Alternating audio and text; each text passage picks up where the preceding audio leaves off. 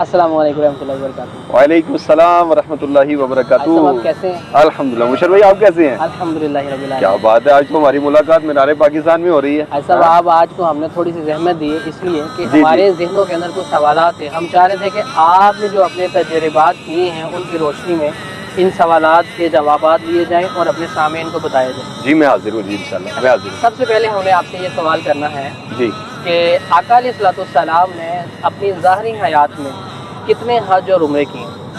मुशर्रफ भाई सवाल तो कितना प्यारा आपने किया है और इसका जवाब कैसा प्यारा है। नबी करीम सल्लल्लाहु ताला अलैहि वसल्लम ने अपनी ज़ाहरी हयात तय्यबा में पूरी ज़िंदगी में एक बार हज किया है सुभान अल्लाह। और प्यारे आका अलैहिस्सलाम ने अपनी पूरी ज़ाहरी हयात तय्यबा में 4 बार उम्रा किया है। वाह 4 बार उम्रा और 1 बार हज किया है। अल्लाह तबारक व तआला आपको और मुझे नबी करीम सल्लल्लाहु ताला अलैहि वसल्लम का सदका एक बार नहीं बार बार हज की तौफीक अता फरमाए, बार बार उम्रा की तौफीक अता फरमाए। अल्लाह करे कि हम भी जाए और हमारे साथ आशिकान रसूल भी जाए।